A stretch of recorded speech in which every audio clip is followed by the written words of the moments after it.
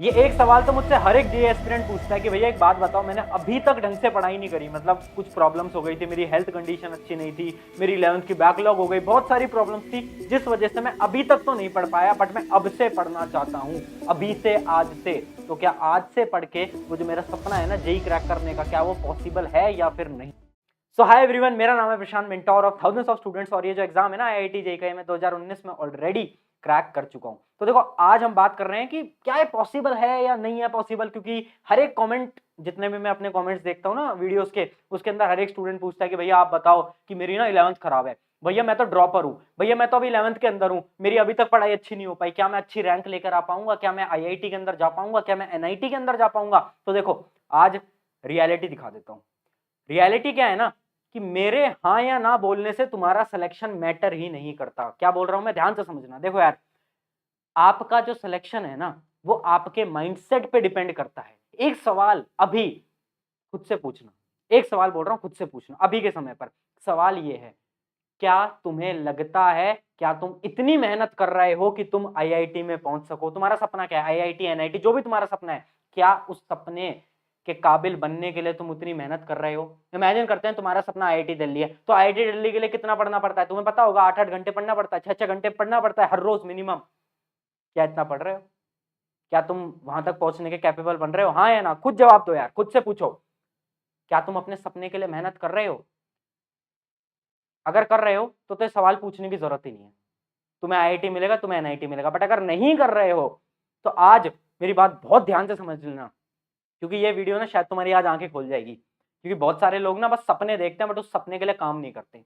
But आज से, अभी से अगर तुम मेहनत करने को तैयार हो ना, वो जुनून, वो आग है ना तुम में, तो एक रोड मैप बता रहा हूं कि कैसे, क्या और कब करना है। इसको फॉलो कर लेना, इसके बाहर तुम्हें जाना नहीं है। जितना मैं समझा रहा हूं उसको यहां पर डाल लो। अगर अभी तक मेहनत नहीं करी है, अभी भी समय है। अगर 2024 में देने वाले हो, अभी भी समय है। अगर 2025 में देने वाले हो, अभी भी समय है तुम्हारे पास टाइम है। बस जरूरत है एक परफेक्ट स्ट्रेटेजी की। क्या स्ट्रेटेजी हम फॉलो करने वाले हैं? कुछ स्टेप्स हैं। सबसे पहला स्टेप है हमारा, स्क्रीन पर दिख रहा होगा, माइंडसेट। माइंडसेट क्या है? माइंडसेट ये है कि क्या तुम्हें अपना वाई क्लियर है, WHY। यहां पर लिख भी देता हूं कि भैया क्या तुम्हें अपना WHY क्लियर है? क्या क्या है तुम्हारा वाई? भैया पेरेंट्स को प्रूव करना है, भैया टीचर को दिखाना है, भैया एक रिश्तेदार ने मुझसे बोला था कि तुझसे नहीं हो पाएगा, उसको गलत प्रूव करना है। क्या है तेरा वाई? पता है? क्लियर है? हाँ भैया, वाई तो क्लियर है, बट भैया मेहनत नहीं हो पाती है ना। मेहनत नहीं हो पाती ना, कोई दिक्कत नहीं है। आज तेरे पूरा रोड मैप दिखा दूंगा, और तेरा बड़ा भाई हूं, तो अगर थोड़ा बहुत आज डांट दूं तो बुरा मत समझना, तेरी भलाई के लिए बोल रहा हूँ, ठीक है? तो सबसे पहला क्या है, माइंडसेट क्रैक करना है हमें कि यार हमारा वाई क्लियर होना चाहिए। ठीक है, आईआईटी जाना है, आईआईटी की वीडियोस तुम देखते हो, बट क्यों जाना है? वाई, पहले वाई क्लियर करना है। सबसे पहला स्टेप है, अगर आज से स्टार्ट कर रहे हो, वाई क्लियर करो। और एक वाई जो होना चाहिए ना, वो बहुत बड़ा होना चाहिए। ऐसा नहीं छोटा सा वाई लेके भैया आईआईटी जाना है क्योंकि ना आईआईटी से ना भैया पैकेज मिलता है 10 लाख, 20 लाख, 50 लाख का। ऐसा वाई नहीं, बड़ा वाई चाहिए, अंदर से आग आनी चाहिए उस वाई को। जब रोज सुबह 4 बजे उठो ना, तो वो जो वाई है ना तुम्हारा, वो तुम्हें मजबूर कर दे उठने के लिए, ऐसा वाई चाहिए। दूसरी चीज क्या है? बैकबोन। सेकंड स्टेप है, दो सब्जेक्ट्स को अपनी बैकबोन बनाओ। अब देखो 90% लोग गलती कहां कर रहे हैं कि वो ना सोचते हैं कि यार मेरा तो ना फिजिक्स बहुत फेवरेट है, तो पूरे टाइम फिजिक्स ही पढ़े जाते हैं, और एक सब्जेक्ट से जेई में सिलेक्शन तो होता नहीं है। तो तुम्हें क्या करना है ना, दो सब्जेक्ट्स को अपनी बैकबोन बनाना है। बैकबोन से मेरा क्या मतलब है? एटलीस्ट जेई मेन के अंदर, इन सब्जेक्ट के अंदर तुम 70 से 80 नंबर स्कोर कर लो।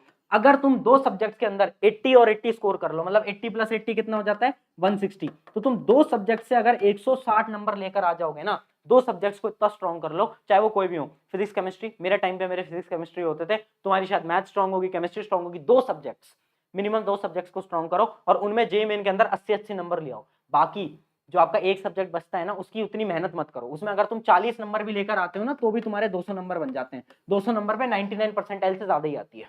समझ रहे हो बात को, क्या कह रहा हूं मैं? तो उस भ्रम में मत रहो कि हमें तो भैया सब कुछ पढ़ना है, भैया हमें तो मैथ मेरे को भैया बिल्कुल पसंद नहीं है, बट पीएनसी पढ़ूंगा, सारे चैप्टर पढ़ूंगा। मत करो, मत करो। दो सब्जेक्ट पकड़ो, उनको अपनी बैकबोन बनाओ और उन पे मेहनत करो। जो तीसरा सब्जेक्ट है ना, उसकी कम पढ़ाई करो, स्पेशली जो 2024 वाले हैं, ठीक है? क्योंकि तुम्हारे पास समय बचा नहीं है, कुछ महीनों में तुम्हारे एग्जाम है। अगर तुम तीनों सब्जेक्ट लेके चलोगे, नहीं हो पाएगा, नहीं हो पाएगा। हार्श रियलिटी बता रहा हूं, यहां पर खड़ा होकर तुम्हें आईआईटी का सपना नहीं दिखाऊंगा अगर तुमने अभी तक तैयारी नहीं करी है। सबसे पहला टारगेट जेई मेन होना चाहिए। हाँ, अगर तुम 2025 वाले हो तो आईआईटी की तैयारी तुम्हें जरूर करनी है। अब देखो एक डिफरेंट स्ट्रेटजीज की बात करते हैं। सबसे पहले बात करते हैं जो हमारे जेई 2024 वाले हैं, फिर बात करेंगे 2025 वालों के लिए। अगर 25 वाले हो तो वीडियो को थोड़ा स्किप कर लेना, आपकी जो स्ट्रेटेजी है बाद में बात करेंगे, ठीक है। जेई 2024 के दो एस्पिरेंट होंगे हमारे पास। सबसे पहला है फ्रेशर जो अपना पहला अटेम्प्ट दे रहा है, दूसरा है अपने पास ड्रॉपर। फर्स्ट अटेम्प्ट वाले बच्चों के साथ ना एक प्रॉब्लम चल रही है। प्रॉब्लम क्या है ना कि उनके बोर्ड एग्जाम भी आने वाले हैं, राइट। तो तुम्हें डर लग रहा होगा भैया बोर्ड एग्जाम कैसे दे। तो सबसे पहले बात कर लेते हैं ये जो फर्स्ट अटेम्प्ट वाले हैं ना, इनके लिए क्या स्ट्रेटेजी होगी, ठीक है। ये जो फर्स्ट अटेम्प्ट वाले स्टूडेंट्स हैं ना, इनके लिए क्या स्ट्रेटेजी होगी, बहुत सिंपल सी स्ट्रेटेजी है, ध्यान से समझना, आपकी सारी प्रॉब्लम आज समाप्त हो जाएंगी। सबसे पहला काम आपको क्या करना है, आप 12th पे फोकस करो, ठीक है। आपकी कोचिंग में भी 12th पढ़ा रहे हैं ना, उस पर फोकस करो। 11th की जो बैकलॉग है ना, सबसे पहले आपको उन बैकलॉग को थोड़ा बहुत छोड़ना पड़ेगा। आप क्या सोचते हो ना कि यार 12th के अंदर मैं 11th भी कर लूंगा और 12th भी कर लूंगा, दोनों कर लूंगा। भाई जेई का एग्जाम है, इंडिया का टफेस्ट एग्जाम है, इतना आसान होता तो क्या बात होती। तो आपको अपनी कोचिंग पे बिल्कुल फोकस्ड रहना है और 12th पे बिल्कुल ढंग से बनाकर रखना है, क्योंकि 12th का वेटेज 60% से भी ज्यादा होता है, समझ लो इस बात को, ठीक है। तो पहले तो आपको क्या करना है, 12th पे बिल्कुल फोकस रहना है। और वो जो आपकी चिंता है ना बोर्ड एग्जाम, मेरे भी टाइम पे मेरी बोर्ड एग्जाम की तैयारी नहीं थी, मैंने 1 महीने में पढ़ा था। तो वो जो बोर्ड एग्जाम है ना, वो तुम 1 मंथ के अंदर आराम से कर लोगे, ठीक है। लास्ट का 1 महीना जब बोर्ड एग्जाम आने वाले हो तब पढ़ना स्टार्ट करना, हो जाएगा, कोई प्रॉब्लम नहीं है। दूसरी चीज समझना, अब 11th का क्या है ना, क्योंकि भैया करनी तो 11th फिर भी है ही, उसके बिना अच्छे मार्क्स तो आएंगे नहीं। तो 11th क्या क्या करना है ना, एक चैलेंज दे रहा हूँ, एक बहुत शानदार चैलेंज है। चैलेंज क्या है, ध्यान से देखना। चैलेंज बहुत सिंपल है।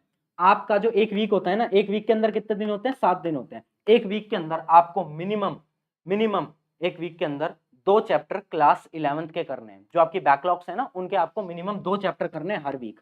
2 चैप्टर की लिस्ट बना लो हर वीक। अब तुम बोलोगे भैया यार मेरे तो बहुत सारे बैकलॉग हैं, कौन सा चैप्टर पहले करूं कौन सा बाद में करूं। अरे यार ऐसी बातें मत कर, देख सिंपल सी बात है। तेरे को मैंने मैथ स्ट्रेटेजी, फिजिक्स स्ट्रेटेजी और केमिस्ट्री स्ट्रेटेजी की वीडियो बना रखी है इस चैनल के ऊपर, उस पर जाना। उसमें मैंने क्या करा है, वेटेज के अकॉर्डिंग चैप्टर्स को डिवाइड कर दिया है। तो वो जो हाई वेटेज वाले टॉपिक्स है ना, उनको पहले निपटा, ठीक है। क्योंकि देखो तुम्हारे पास समय इतना कम बचा है कि तुम सारी बैकलॉग्स को तो क्लियर नहीं कर पाओगे, सिंपल सी बात है। इमेजिन करो तुम्हारे 11th के 25 चैप्टर बच रहे हैं, ठीक है, इमेजिन कर लेते हैं, चलो 20 मान लेते हैं। तो तुम ज्यादा से ज्यादा 10 चैप्टर कर पाओगे, इससे ज्यादा नहीं कर पाओगे। तुम सीधी सी बात बता देता हूं मैं, ठीक है। तो 10 चैप्टर जो होने चाहिए ना, वो सबसे मोस्ट इंपॉर्टेंट 10 चैप्टर होने चाहिए। अब सवाल ये आता है कि भैया बैकलॉग कंप्लीट कैसे की जाए। पहली चीज वन शॉट। अब सबसे बड़ी मूर्खता जो तुम करते हो ना, वो तुम ये करते हो कि भैया वन शॉट से पढ़ेंगे। हाँ, कौन से वन शॉट भैया, 10 घंटे का है ना, काइनेमेटिक्स का लेक्चर है 10 घंटे का। अच्छा, इतना समय है तेरे पे, तो 10 घंटे के लेक्चर देखेगा। नहीं तो वन शॉट अगर तू 10 घंटे के देखने लगेगा तो तू कितने चैप्टर कर लेगा, मुझे रियलिटी बताया। फिर तुम बोलोगे भैया यार अगर मैं छोटे वन शॉट देखूंगा ना, तो उसमें ना जेई एडवांस लेवल का कवर नहीं कराया जाता। यार पहले हम थोड़ा जेई मेन पे फोकस कर लें, है ना, समझ रहे हो बात को। वो जो 10-10 घंटे के लेक्चर है ना, वो उन लोगों को देखने होते हैं जिनके बैकलॉग में मिनिमम 4-5 चैप्टर बच रहे होते हैं, ठीक है, 4-5-6 चैप्टर बचे होते हैं, वो देखें 10 घंटे के लेक्चर। तुम्हारे 15 चैप्टर बच रहे हैं, 20 चैप्टर बच रहे हैं, भाई कहाँ टाइम है, टाइम नहीं है। आपको 3-4 घंटे वाले वन शॉट लेक्चर देखने हैं यूट्यूब पे। उसके बाद आपको क्या करना है, PYQ, प्रीवियस ईयर क्वेश्चन। अगर अभी तक कोई प्रीवियस ईयर क्वेश्चन नहीं लिया है तो प्लीज ले लो। अगर आपके पास एक कोई बुक ऑलरेडी है तो अच्छी चीज, अगर नहीं है, एक बुक मैं रिकमेंड कर देता हूँ, मैं जिस बुक से पढ़ाता भी हूँ वो है ये ओसवाल बुक्स की है, जेई मेन की है, फिजिक्स की है। ऐसी सेम बुक केमिस्ट्री की भी आती है, मैथ की भी आती है। इसमें आपके चैप्टर वाइज, टॉपिक वाइज बिल्कुल सॉल्व आपको सब कुछ मिल जाएगा। और 2019 से 2023 तक जितने भी शिफ्ट्स हैं उनके सारे सवाल टॉपिक वाइज आपको मिल जाते हैं। जैसे कि आप इमेजिन करो, आप एक चैप्टर पढ़ रहे हो काइनेमेटिक्स, अब आपने उठाया काइनेमेटिक्स और काइनेमेटिक्स का एक टॉपिक पे आपको सवाल लगाने हैं, तो आप यहां से कर लो।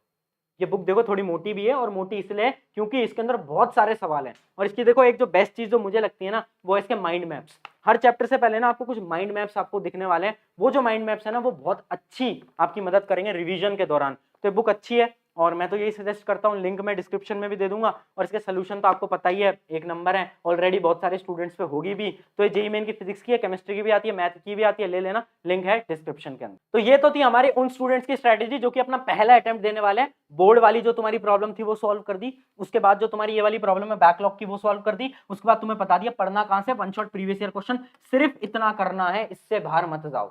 सिर्फ बैकलॉग के लिए बता रहा हूं, है ना। जो 12th में आपकी कोचिंग के साथ आप चल रहे हो वो तो चलते रहो, कोचिंग वाले बोलते हैं डीबीपी सॉल्व करो, करो कोई दिक्कत नहीं है, बट बैकलॉग सिर्फ ऐसे क्लियर करनी है। ये 2 स्टेप होते हैं। चलो आगे बात करते हैं। अब हम बात कर लेते हैं उन स्टूडेंट्स की जो कि क्या है, हमारे प्यारे प्यारे ड्रॉपर्स। क्योंकि ड्रॉपर्स बहुत ज्यादा परेशान है ना। ड्रॉपर्स की बात कर लेते हैं। अब देखो ये जो हमारे ड्रॉपर्स है ना, डीआर, इनको पता है क्या करना है?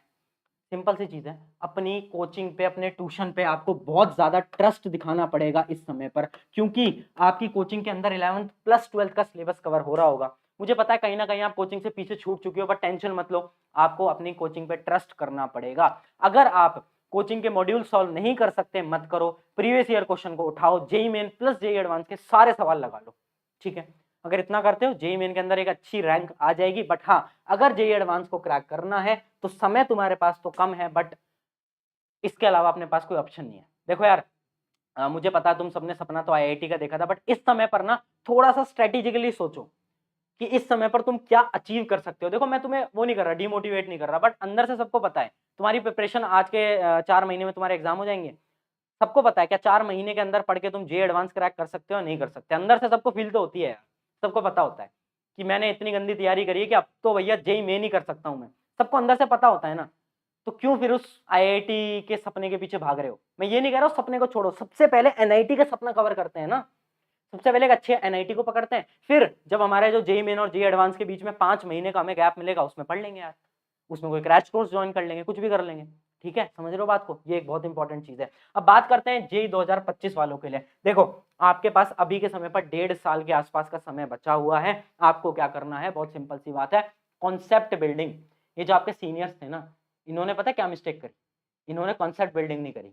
ये लोग ना पागल हो गए थे। पागल कहाँ हो गए थे? लेक्चर्स के पीछे, कि लेक्चर्स लगाते रहते थे। हाँ यार, लेक्चर्स में मजा आ रहा है, वो कोचिंग के ऑनलाइन लेक्चर्स में ना बड़ा मजा आ रहा है। बेवकूफ बन गए लोग, इन्होंने क्वेश्चन प्रैक्टिस नहीं करी। आपको क्या करना है? कॉन्सेप्ट बिल्डिंग करनी है। कॉन्सेप्ट बिल्डिंग कैसे होती है? लेक्चर्स देखने से नहीं होती। लेक्चर्स तो देखो, बट मुश्किल सवाल लगाने से होती है। ठीक है, तो अगर कॉन्सेप्ट बिल्डिंग करनी है तो अच्छी किताबें लगाओ, अच्छी वर्मा लगाओ, उसके अलावा और भी जो आपकी इनऑर्गेनिक ऑर्गेनिक की किताबें आती हैं वो लगाओ, और मैथ्स की तो बहुत अच्छी अच्छी किताबें आती हैं, सिंगेज वगैरह, वो लगाओ। कॉन्सेप्ट बिल्डिंग पे फोकस करो, क्योंकि आखिरी के टाइम पे जब तुम 12th में आ जाओगे, जब तुम्हारे एग्जाम में 4 महीने हो गए ना, तो तुम भी ये सोचोगे कि यार मैं तो पूरे साल लेक्चर देखता रह गया, क्वेश्चन प्रैक्टिस तो मैंने करी नहीं, अब मुझसे सवाल नहीं बन पा रहे। तो आप वो वाली गलती मत करो, अभी से क्वेश्चन प्रैक्टिस को ज्यादा टाइम दो। ठीक है, लेक्चर्स तो डेली के होते रहते हैं, अगर 1-2 लेक्चर मिस भी करोगे कोई दिक्कत नहीं है, बट क्वेश्चन प्रैक्टिस मिस नहीं होनी चाहिए। दूसरी चीज क्या है? आपको प्रीवियस ईयर क्वेश्चन करने हैं, JEE main plus JEE advance के, और उसके अलावा आपको डीपीपी या फिर कोई बुक, कोई अच्छी किताब अगर आपके पास है। बुक के लिए मैं ऑलरेडी एक वीडियो बना चुका हूं, आप वो वाली वीडियो देख लेना, बेस्ट बुक्स मैंने बता रखी है। ये सारी चीजें करनी है, और उसके साथ रिवीजन, एक रिवीजन का टाइम टेबल बनाकर चलो। सिंपल सी बात है, ये सबसे मुश्किल काम है जो कि सिर्फ 1% लोग कर पाएंगे, बट अगर तुमने ये कर लिया तो सिलेक्शन कोई रोक नहीं पाएगा। एक रिवीजन का टाइम टेबल बनाकर चलो, स्पेशली केमिस्ट्री के लिए।